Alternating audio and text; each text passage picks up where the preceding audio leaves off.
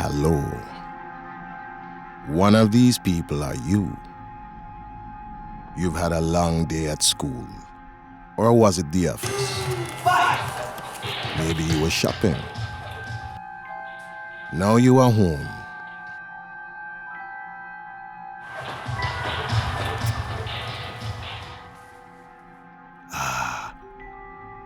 Relax. Maybe you want to watch television. These people live in constant fear of eviction. They had already been forced out of previous slums. In this place, people die so we can get mobile phones. You've heard it all before, haven't you? Children working as slaves. You feel a mixture of sorrow and cynicism. The world is richer than it has ever been, and yet there seems to be more poor people than ever. Economies have been on the edge of a financial and economic precipice.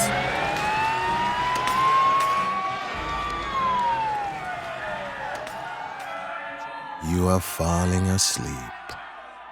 You're going to have a strange dream. It starts with this thought. If we want to make poverty history, then first we need to understand the history of poverty.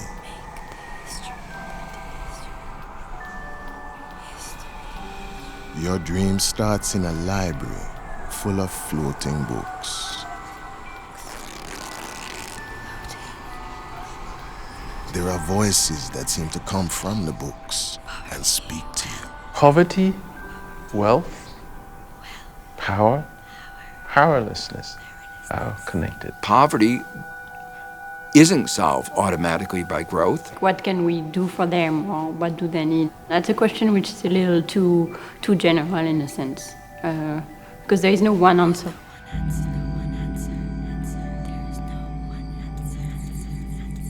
You are a prehistoric girl or boy, you choose, and this is your family. Dad doesn't have a car, mom doesn't have a fridge, and you don't have an iPod. But there are plenty of wild animals. So you are trying to work out if you are rich or poor at the start of human history. At least everyone seems equal.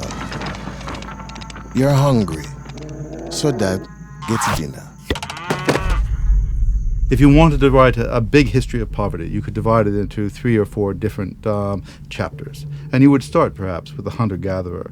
A hunter-gathering lifestyle has a lot of great advantages. It really takes very little labor to gather enough food, enough calories to live. And to that extent, if what you like doing is lying on a beach in a nice place, it's a wonderful lifestyle.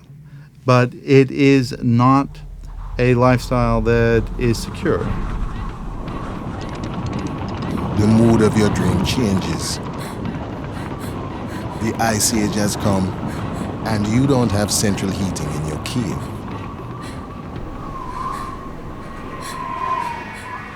So you get frozen very quickly.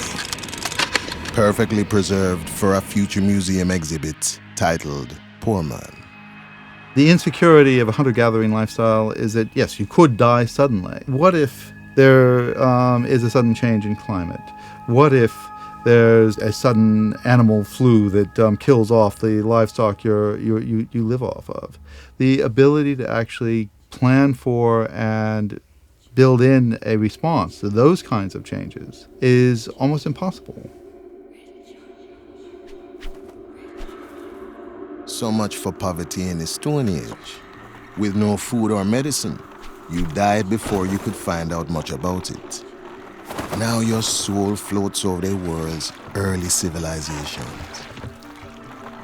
See all the millions of little farmers with their little fields and little huts.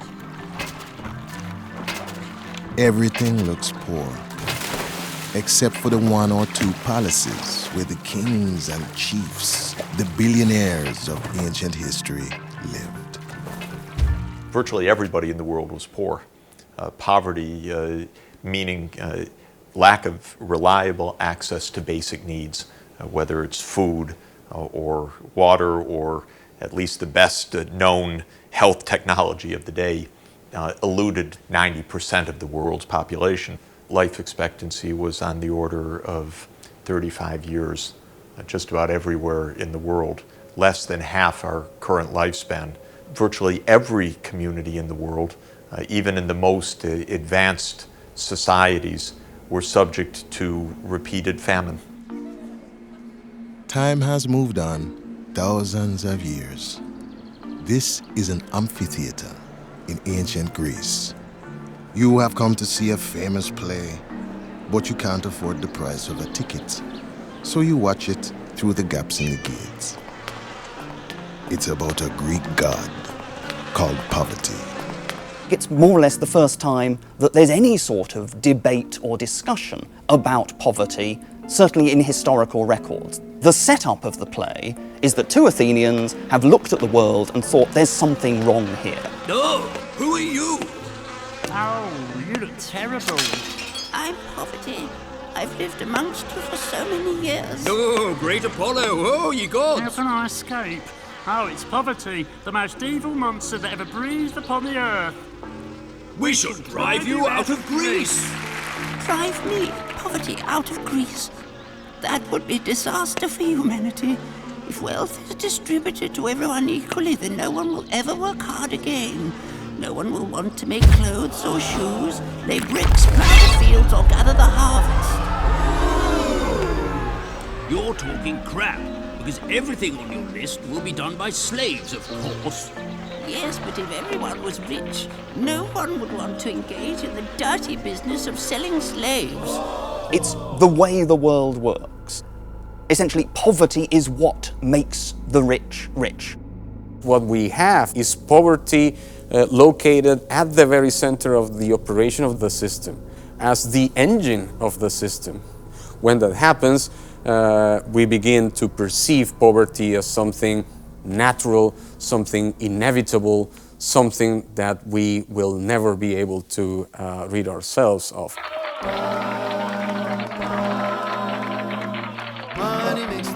You feel disheartened. You were hoping to learn how to escape poverty.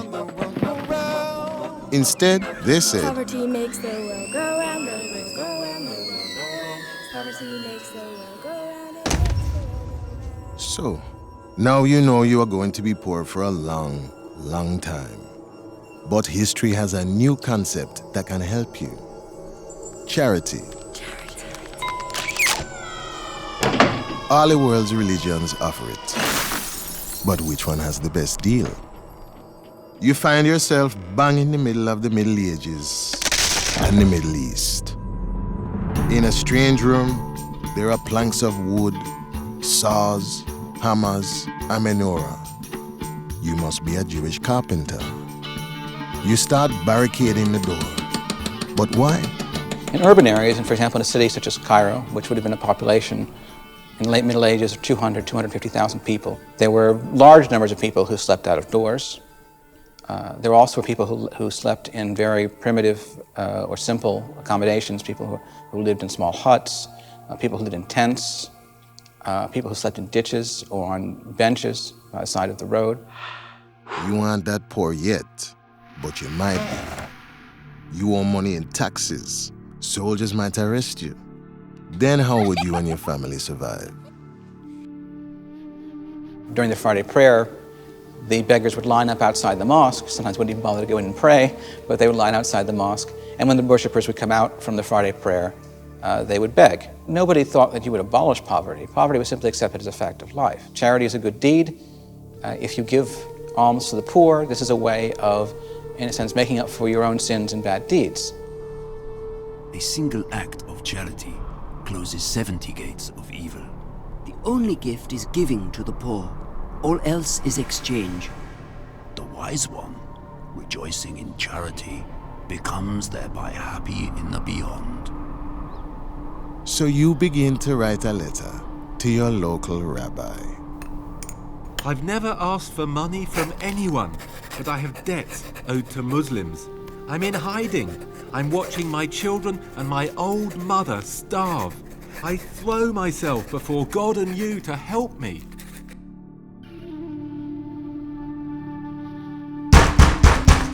Open up! Open up! Help! Oh God, save me from the tax collectors. And you step into a different world. 200 years on in time. Now you have nothing. Just a bad leg and a crutch. You are a beggar in a sea of beggars. Paris, around 1282, is the biggest city in Western Europe with a population of 200,000 or so. We have no statistics that would enable us to count the number of poor in Paris, but a good guess would be some 50% of the population is either laboring poor or non-laboring poor. There's a young pig herder named Maurice, who's probably not even a teenager yet, and goes home to his village around Easter week.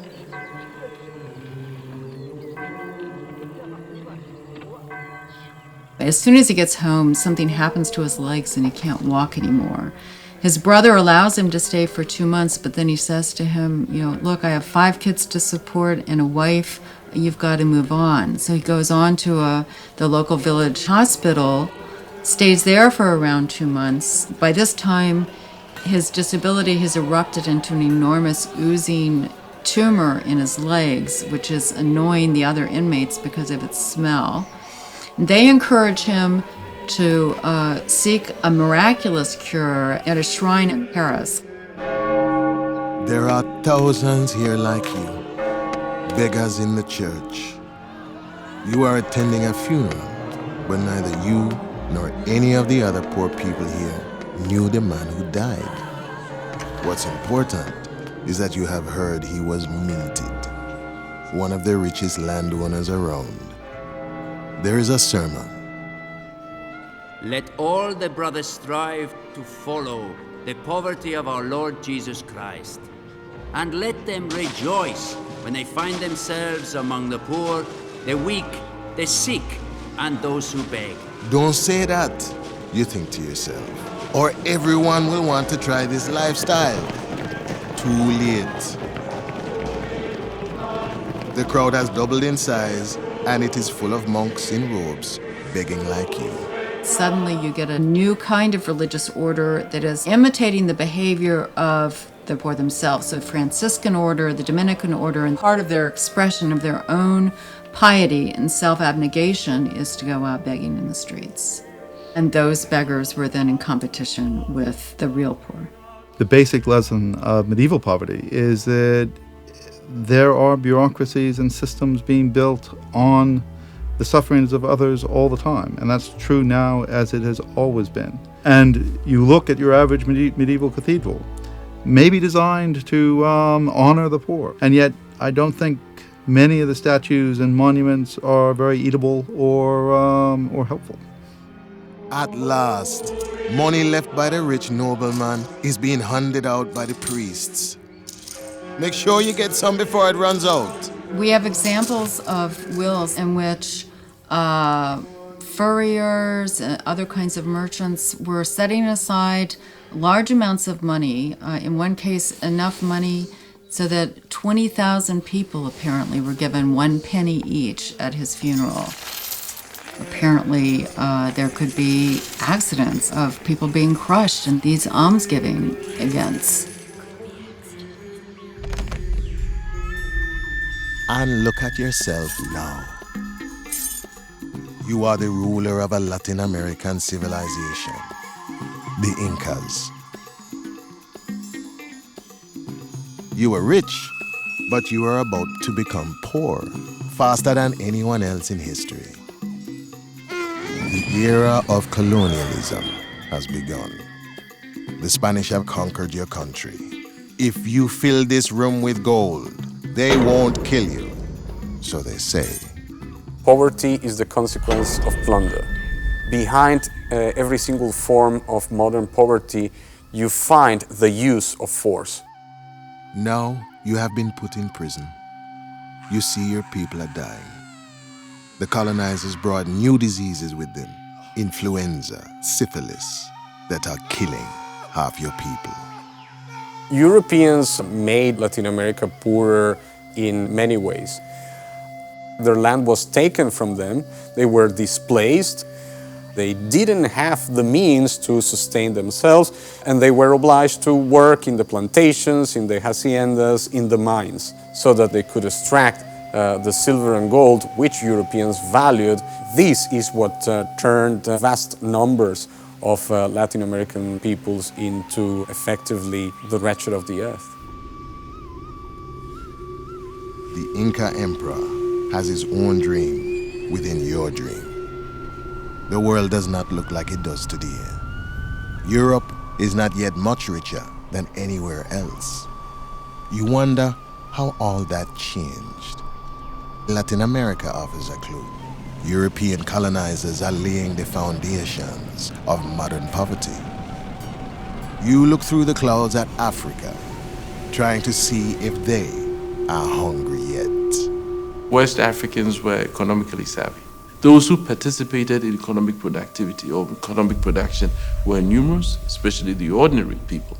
And when the Portuguese showed up at the end of the 15th century and the beginning of the 16th century, the Swahili societies from Mogadishu all the way to Kilwa off the coast of Mozambique were at the height of their history in terms of their commercial civilization, to the point that the Portuguese sailors looked at these coastal towns bustling with economic activity, and they felt that, we need to take over.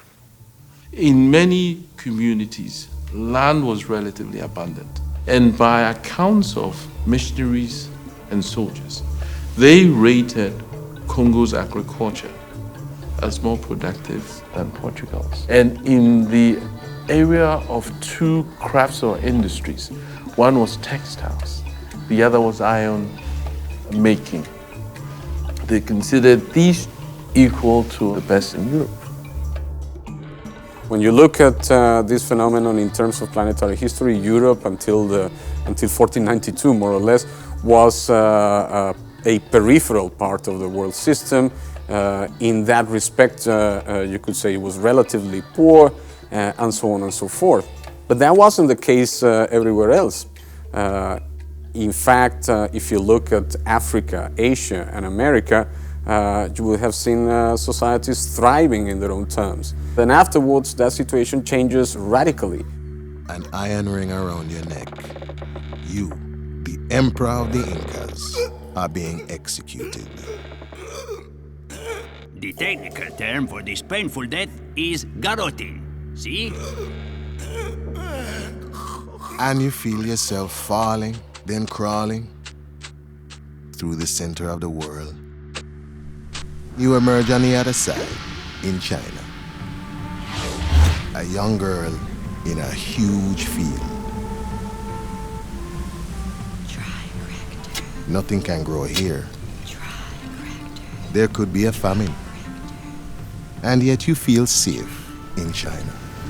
From the times of the earliest records, famine prevention, flood control were considered to be the essential task of the rulers. The 1743 famine is famous because there was a model relief effort undertaken in that crisis. When this crisis occurred, first of all, there was a weather report. So they knew in advance, drought is predictable because it doesn't just come suddenly. It develops from the lack of rain over a period of months. So they knew that a drought was coming. The granaries were full. In this famine, it is possible that 2 million people were recipients of grain relief. You have been saved from death by famine. Lucky you are not in the West, but in the East. In a well-governed country, poverty is something to be ashamed of. In a badly governed country, wealth is something to be ashamed of. China in the last, say, 2 centuries, 19th and 20th centuries, has been poor and been regarded as poor. But since Marco Polo's time, all the way through the 18th century, those Europeans who had any direct contact with China were terribly impressed with its wealth. and did not regard it as a backward country. The European states were much smaller in scale. They didn't have state-operated granary systems. They had a different political ideology, so it isn't so much could they have done it, would they have wanted to, and they didn't. You are on a cart with all your family's belongings piled high. The start of a new journey for you. Your father tells you that he is fed up with the pre-modern poverty and scraping a living off the land. He sold his little farm to a big landowner for a few coins.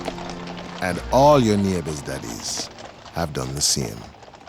That process of moving from a community form of agriculture, where a whole village participated in the process and defined themselves as almost an agricultural collective, to one in which you have essentially capitalist landholding and individual farms. You can view it either as a land grab by the rich or a process of creating a greater and more efficient system. It was both. Ich würde sagen, dass die Armut also zwei frühere Phasen gehabt hat. Eine Phase, eine sehr lange und große Phase, wo die Menschen im Wesentlichen in ländlichen Regionen gewohnt haben. Die zweite Phase ist dann die Phase, wo sich große Städte gebildet haben und in diesen Städten zum ersten Mal wirklich große Ungleichheiten aufgetreten sind, wo also sozusagen das Problem der relativen Armut, des Beieinanderseins von Reichen und Armen zum Problem wurde. Welcome to a city in the age of industry. You are spending the next 200 years toiling away, 10 hours a day. The machines get faster and faster, and you feel you are working harder and harder to keep up. In the first decades of the Industrial Revolution, there wasn't much increase of living standards of those in the industrial labor force. These were the satanic mills. There was mass child labor, and it was a pretty horrible scene. But the Industrial Revolution has set the world on a course of huge reductions of extreme poverty. What was 90% of the world in 1800, as of 2011, might be something on the order of 15 to 20% of the world accurately judged to be living in extreme poverty. That's human progress. You are a 12-year-old cloth worker. You spin wool with 100 other boys. The bus stops you and points to the door. There is no work for you anymore.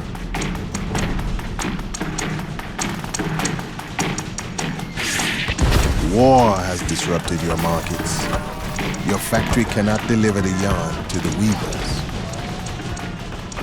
What you end up with is an entirely different kind of risk environment. Risk that comes from having to have moved across the country perhaps for a specialist job. What happens when the kind of machine you're used to working on ceases to be the most up-to-date and is replaced? All of that creates a kind of insecurity that is new. You pass the street workers of your city, the chimney sweeps, matchbox sellers, beggars, and prostitutes. You're scared. The important people in top hats have a new way of helping the poor. The workhouse is a machine for grinding rogues honest. One of the great responses to poverty, and urban poverty in particular, was the workhouse or the poorhouse. Most of them start off trying to be punitive. They start off thinking that they're going to have lots of able-bodied men who they can put to work and make lots of money from. And what happens again and again is that they find that the people they were actually giving relief to are women, are the elderly, and the disabled. And as a result, they very quickly become relatively benign places. Nobody wants to starve a 90-year-old woman. I mean, it just doesn't happen. It's after the workhouse for you. As you pass through the doorway, your body changes. Your hair grows long. Chest expands. There is a big bump on your stomach.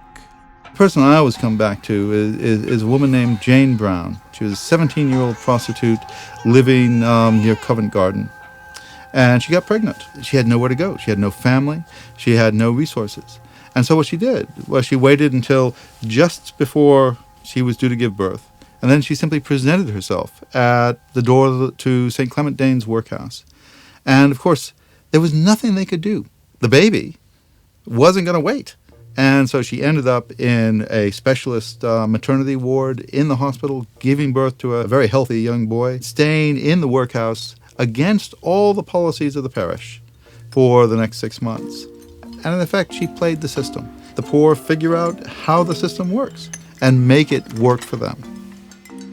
And now you enter a dining room full of thin, hungry little boys. Something reminds you of a book you once read.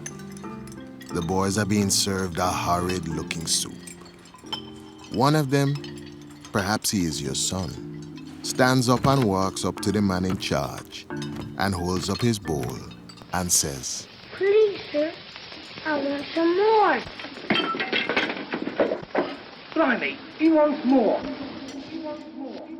Oliver Twist is the kind of classic example of the objectified pauper. He is a perfect small child thrown onto the seas of an uncaring world. I mean, essentially, Dickens creates half the stereotypes we have of workhouses and poverty. There was a whole generation of urban argonauts off to the slums in order to find a stereotype to write up for their eager readers. It was almost a pornography of poverty. In response, there is a public outcry, and the government is forced to, in turn, respond to poverty.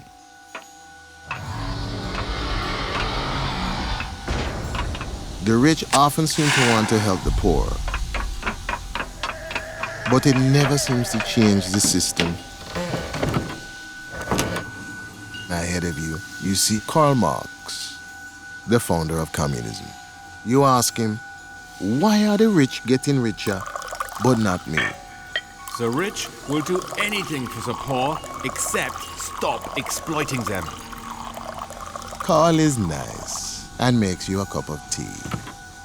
You tell him, I want to rise out of poverty, but how can I do this? Let the ruling classes tremble at a communist revolution. Karl Marx basically believed that poverty was the result of the capitalist system being one in which companies are organized for profit and their main motive is to make more profit. And he believed that you could maximize profit by keeping wages as low as possible.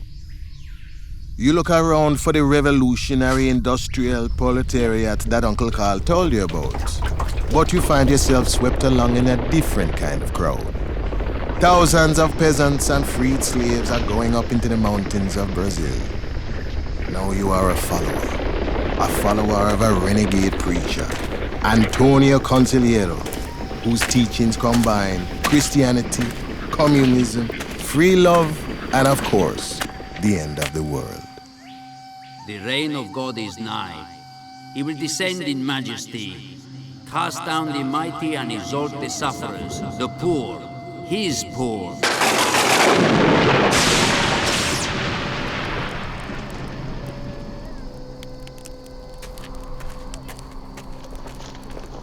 Antonio Consigliero preached the end of days, thus turning the language of religion into a political weapon with economic consequences. 2 years later, and you have a new home in a new city of the poor. 30,000 people live here. The Brazilian Republic reacts in order to suppress what was effectively a movement of the wretched of the earth reclaiming their own futures. Quick, man the barricades of the city. Your rifle is old and rusty, and you are under attack from the Brazilian army. There are 10,000 troops with machine guns, and yet their bullets can't kill you. You find the real revolutionary proletariat. Vor Schuss des Bandes an der Welt. You strike, you protest, you fight.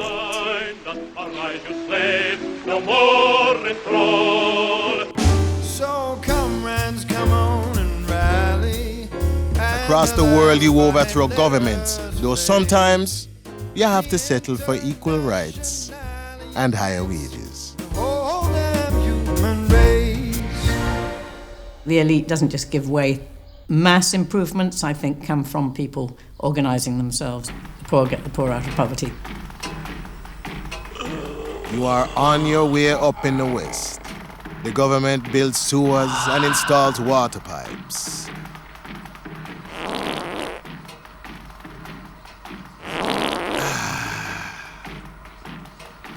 Sanitation is better than revolution.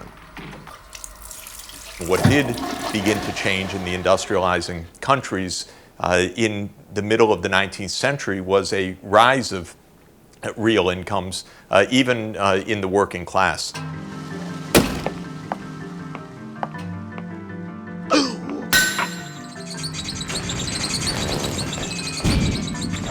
World wars come and go. There's even the Great Depression. But you still feel things are getting better. Now there are suburbs, motor cars, fridges, vacuum cleaners, TVs. It's difficult to work out exactly what is reducing poverty.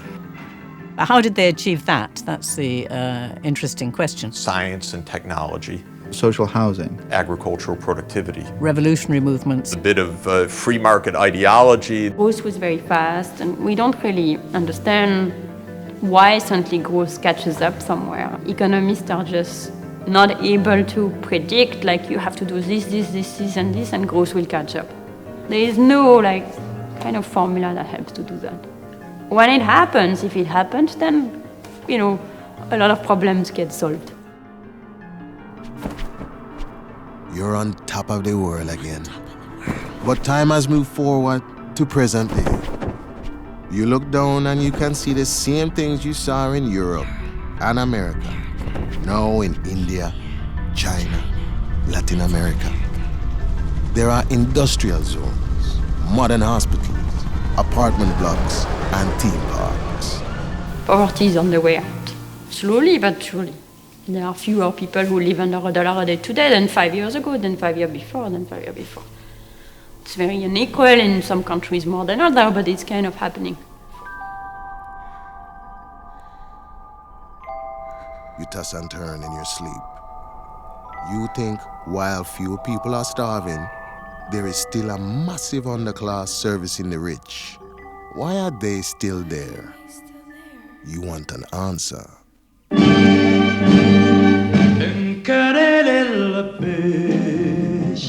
You are under palm trees, and beyond the tall mountains lies the glittering ocean. In the distance, there are some things you have never seen before.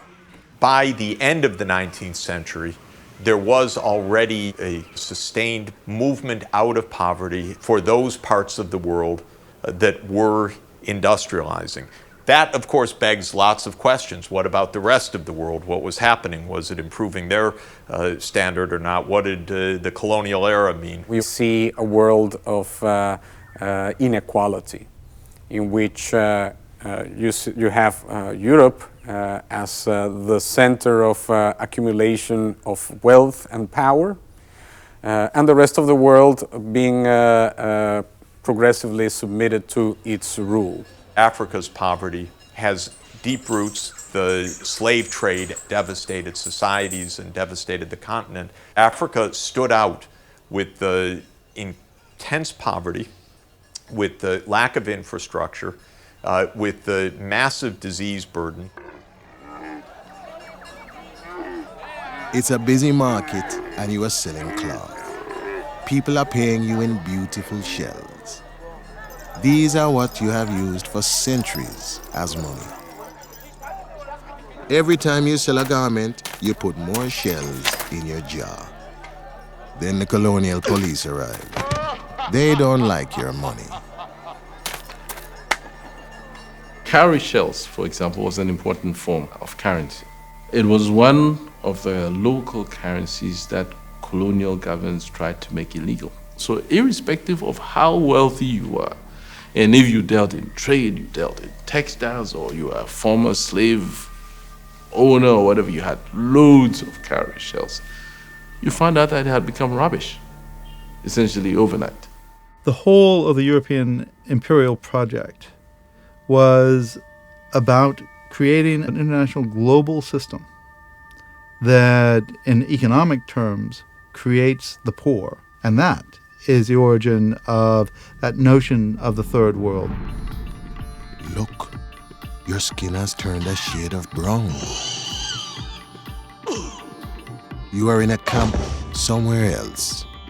A month ago, you were a starving Indian farmer, but now you are a starving forced laborer. Plus, you have cholera, which is bad news. A train goes past on the new railway built by the British. A cloud floats of it, a cloud of wheat, something to eat. You realize the train is full of grain destined for export. Poverty is the worst form of violence. The 1876 Southern Indian Famine was, in part, an issue of simple bad weather. There was a harvest failure, but it didn't need to be a famine. You had a situation where people were starving and still exporting grain. A lot of Southern Indian grain was being shipped as far away as Britain. Huge amounts of food were shipped out of India that could have fed the 6 to 10 million people who eventually died. You serve alcohol to the poor black workers of South Africa. Once they were farmers, but the white man took their land away. By day they go down to the mines. In the evening, they talk about a system that made them poor because of the color of their skin. The 1913 Land Act made it difficult for South Africans to buy land. And what it did would be to set aside large tracts of land for white South Africans. Blacks were needed in cities as labor. You did not have to provide housing for African families. You didn't have to pay them a living wage. Women would take in laundry, they would cook food, they would brew beer. That is how gradually we begin to see all these shanty settlements in the proximity of cities. Look into the glass into which you are pouring a bottle of homebrew. Images flow through it of the coming 30 years of history. There are swarms of tanks, bombing raids, concentration camps. Then happier images. Combattants de l'indépendance, aujourd'hui victorieux. New flags are flying, black people cheer. After the birth of the United Nations, you have the onset of nationalism in both Africa and Asia, and the birth of new nations. So India, 47, and the rest, the Gold Coast in Sub-Saharan Africa in 1957. All these become members of the United Nations. And so issues such as the end of colonialism, the relative wealth and poverty of nations are discussed within the UN. Oh, you look different. You are wearing a dress of expensive fabric and surrounded by men in suits. You are no longer poor. Instead, you are the future leader of a poor country. You've come to hear a speech.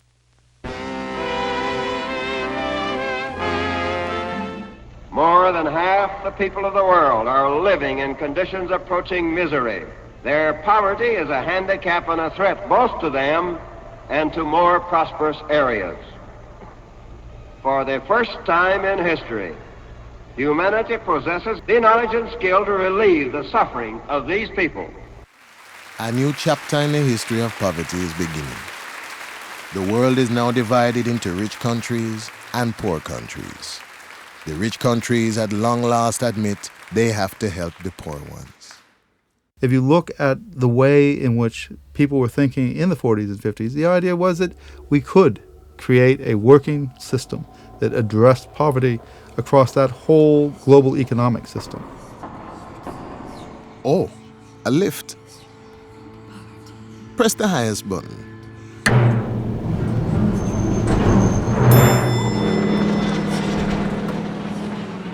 The roof is like an airport. Planes are flying overhead and helicopters are taking off with full cargoes of aid. There are loads of new seeds and medicines. In the 50s and 60s, coordinated international efforts to develop a better variety of cereals, which could grow in particular in Asia, really increased the productivity of the land. And so the Green Revolution really took hundreds of millions of people out from the brink of starvation, turned India from a country which didn't have enough food to a country that actually exports food. The helicopters blow a strong wind that drives you backwards towards the elevator. This time there are only two buttons, China and Africa. You press the China button.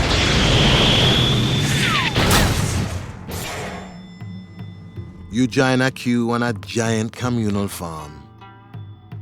In time for Chairman Mao's great leap forward. Mao was very concerned not with the poverty of individuals and their families, but the poverty of the nation as a whole, and wanted to raise China's economic status. Poverty gives rise to desire for change, desire for action, desire for revolution. The idea was that we don't need foreign aid, we don't need lots of capital investment, because China has lots of people. And so if all the people in China could be put to work on these large-scale projects, surely China could be just as productive as the advanced industrialized countries. Look down at your hands.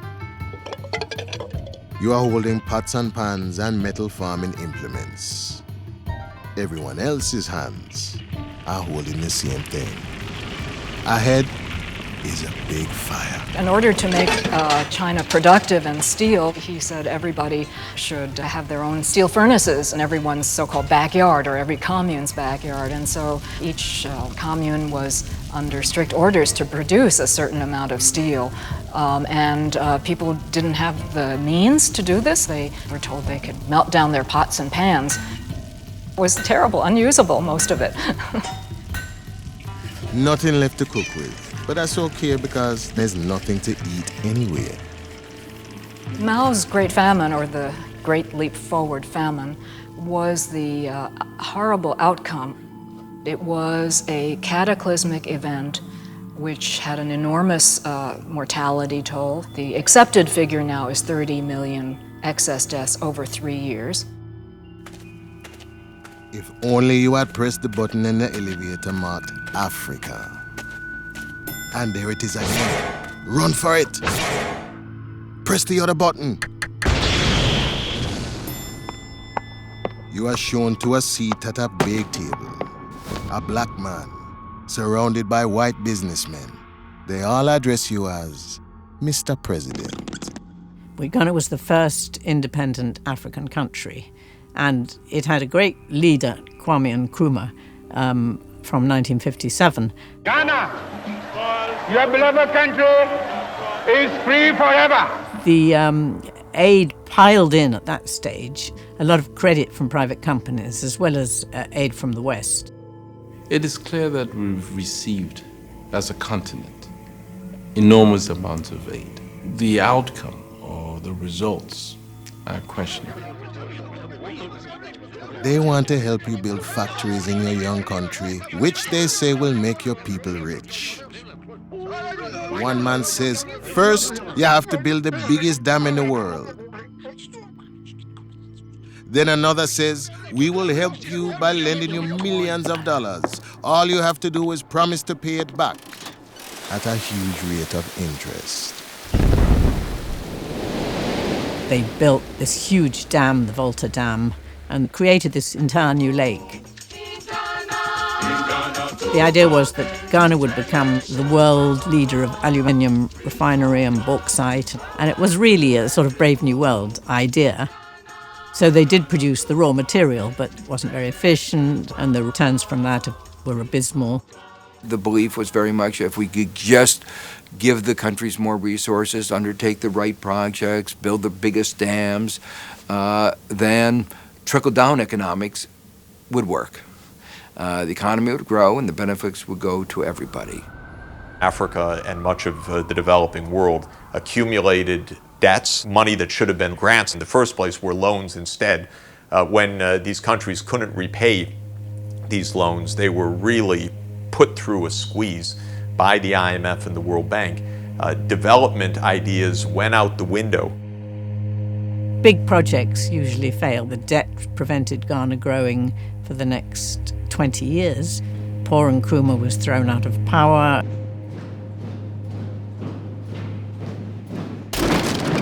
Soldiers have come into your offices and they are forcing you to flee. You are chased. As you run, you see terrible sights. There are children with Kalashnikovs, amputations, rapes, massacres, famines. Those famines aren't about the lack of food in the world. They aren't frequently, as in Somalia at the moment, not even about lack of aid. We know that the harvest is going to fail in Eastern Africa once every 12 or 15 years. If you have a working state and your harvest fails, you raise the cash and you buy in food and you ship it in and you make sure it's distributed. You don't allow people to starve. There is a formula of capitalism plus welfare state minus civil war equals poverty reduction. Well, I guess at its most simplest, that is the case. If you can get it, you don't always get it. You often get capitalism without a welfare state without successful economy, and either way, then you're stuck. There are ever greater contrasts. Slums spreading outwards and skyscrapers zooming upwards. Refugees fleeing across bridges and highways packed with new cars. Oceans full of container ships, camps full of starving families. You go down to take a closer look. You are appearing in a TV game show. It's called Who Wants to Be a Billionaire? Who wants to be a billionaire? The host chats to the first competitor. You're a lady from Bangladesh. She's a lady from Bangladesh who borrowed money from a microfinance bank at low rates of interest, which she used to invest in her street stall. And now she runs a supermarket.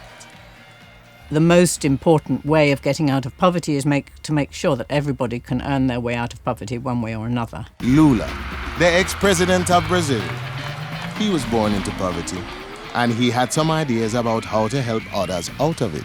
Brazil had widening inequality. One wondered where their society was going. They first began by investing heavily in education, trying to provide incentives to make sure that parents sent their children to school. And these programs break the nexus of poverty. Then the host chats to you, the contestant from China. Your name is Dong Ching Hao. You were a poor farm laborer who went to the city and started selling ice lollies. And in 20 years, you built that up into China's largest drinks company with a drink called Future Cola. China, over the last 30 years, has shown that it is possible to make major dents in poverty, to really bring it down. Several hundred million people have moved out of poverty in China. And now, the question for you on which the billion-dollar prize rests. What reduces poverty today? Is it A, B, communism, C, state spending, or D, globalization?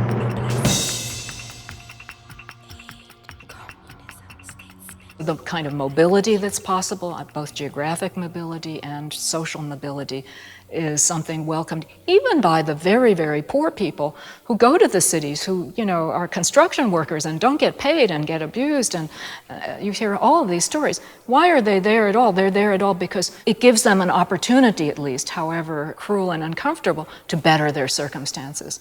If you're mentioning the fact that an important number of people have been lifted out of poverty, inverted commas, in China, you need to also take into account the fact that they have had to migrate from their traditional communities in order to work in inhumane conditions in factories in China. I'm sure that working in such conditions is not something that anyone in their right mind would call, getting richer.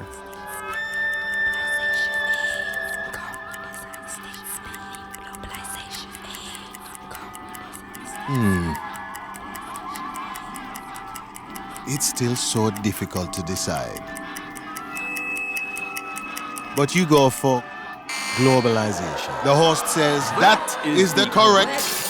But before he can finish his sentence, a riot erupts across the TV set. Bolivian farmers are protesting that their water supply has been sold off to a private corporation. Also ich will nicht sagen, dass die Globalisierung eine schlechte Sache ist. Die Frage ist nur, unter welchen Regeln. Was wir jetzt haben, ist Regeln, die von den Reichen für die Reichen ausgearbeitet worden sind. Kapital kann ohne weiteres überall hinfließen, überall kann es frei sich bewegen und hier investieren, dort investieren und so weiter.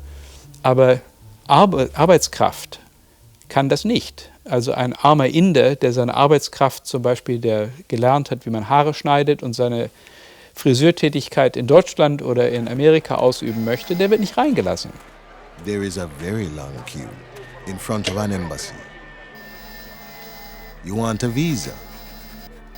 You fill out a form that goes on and on, page after page. Ich würde sagen, dass wir heute eine ganz andere Art von Armut vor uns haben als in der Vergangenheit. Die Geschichte der Armut hat hier eine wirkliche Wandlung vollzogen, weil eigentlich alle Armut heute sehr leicht vermeidbar wäre. Die ärmere Hälfte der Menschheit hat heute unter 3% des globalen Haushaltseinkommens. Daran sieht man schon, dass die Armut vermeidbar ist, denn es ist ziemlich klar, dass man die Welt so reorganisieren könnte, dass die ärmere Hälfte, mal sagen, 5% hat. Das wäre schon eine ganz erhebliche Verbesserung der Situation, die wenigstens die absolute Armut beseitigen würde. You give the form to a man who tears it up in your face. And now you are on an endless ocean, in a tiny boat. You are escaping from your poor country to a rich country. But as you look down, you see that the ocean is full of banknotes, flowing from your homeland towards the place where you are going. Die gesamten Ausflüsse aus den armen Ländern werden auf ungefähr 1000 Milliarden US-Dollar geschätzt. Das entspricht ungefähr 8 bis 10 Mal der gesamten offiziellen Entwicklungshilfe, die in diese Länder hineinfließt. Und ich glaube, dass eine Reform dieses Systems mehr zur Armutsvermeidung beitragen würde als die gesamte Entwicklungshilfe. Die Dinge müssen verändert werden, so wie sie in Washington, in Genf, in den Metropolen der Welt ausgehandelt werden. Und diejenigen, die am meisten Grund haben, auf Veränderungen hinzuwirken, kommen an diese Städte und diese Hebel der Macht gar nicht heran. And now you find you have that job in a rich country, in a rich company, an auction house. But you're just an unpaid intern. Your job is to carry out the paintings at the auction. This one is Edvard Munch's The Scream. We don't know which way it's going to go. Will the world become more divided? Will climate change, rising world populations, rising tensions, rising inequalities actually create a growing underclass in the rich countries that begins to mirror the underclass in the poor countries? The bidding is running into tens of millions.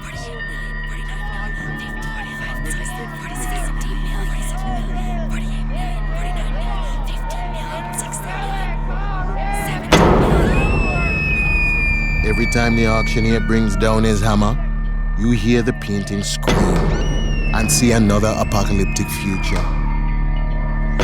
World recession, global warming, a virus with no cure. And then you wake up. It was only a dream. It's time to get up and go out. You walk out the front door. You are walking down a street in a modern city amidst a crowd. They are marching. There was an idea called trickle-down economics. If you could just get the economy to grow, everybody would benefit. Sometimes a rising tide lifts all boats. That's nonsense. It's not true.